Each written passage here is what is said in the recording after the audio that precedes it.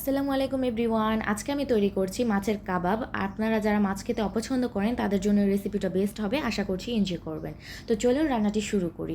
এই জন্য সর্বপ্রথম আমাকে মাছটাকে সেদ্ধ করে নিতে হবে, তাই আমি পর্যাপ্ত পরিমাণে এখানে পানি দিয়ে নিয়েছি। আজকে আমি মাছের কাবাবটা বানাবো পাঙ্গাস মাছ দিয়ে। আপনারা যে কোনো মাছ এখানে ব্যবহার করতে পারেন, তেলাপিয়া মাছ, রুই মাছ, কাতল মাছ, যে কোনো বড় মাছ আপনারা এখানে ব্যবহার করে নিতে পারেন। সব ধরনের মাছ দিয়ে কিন্তু টেস্টি একটা কাবাব তৈরি করতে পারবেন। তারপরে আমি মাছগুলো দিয়ে এর সাথে অ্যাড করে দিচ্ছি কিছুটা লবণ, আর দিয়ে নিচ্ছি 1 চামচ আদা রসুন বাটা, হাফ চামচ হলুদের গুঁড়ো, হাফ চামচ মরিচের গুঁড়ো দিয়ে সম্পূর্ণ মাছটাকে আমি এখন সেদ্ধ করে নেব। মাছের পানিটা শুকিয়ে আসা পর্যন্ত অপেক্ষা করব। যে পর্যন্ত মাছের পানিটা শুকিয়ে না আসবে সে পর্যন্ত আমি চুলা থেকে এটাকে নামিয়ে ফেলবো না। সম্পূর্ণ পানিটাকে আমার মাছের সাথে শুকিয়ে ফেলতে হবে। তারপরে আমি এটার মেন প্রসেসিংয়ে চলে যাব। দেখতে পাচ্ছেন মাছের পানিটা কিন্তু অনেকটা শুকিয়ে এসেছে, আর 1 থেকে 1.5 মিনিট অপেক্ষা করলে এটা সম্পূর্ণভাবে রেডি হয়ে যাবে। তো আমি 1-1.5 মিনিট অপেক্ষা করব। 1-1.5 মিনিট পরে এটাকে চুলা থেকে নামিয়ে ফেলবো। এই তো আমার মাছের পানিটা একদম শুকিয়ে এসেছে এবং এটা রেডি হয়ে গিয়েছে।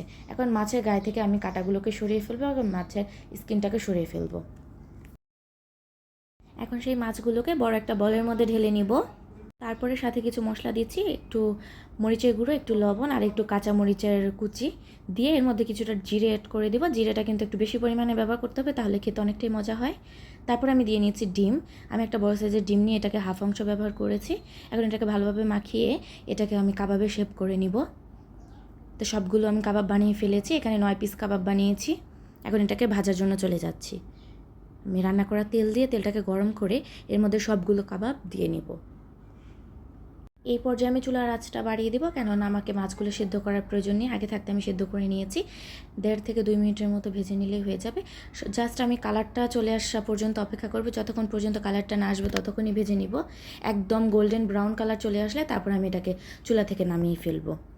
যাদের বাড়িতে বাচ্চারা মাছ খেতে পছন্দ করে না তাদেরকে কিন্তু এভাবে আপনারা মাছের কাবাব বানিয়ে দিতে পারেন। আশা করছি ওরা খুবই এনজয় করবে এবং পছন্দ করবে, খেতে চাইবে।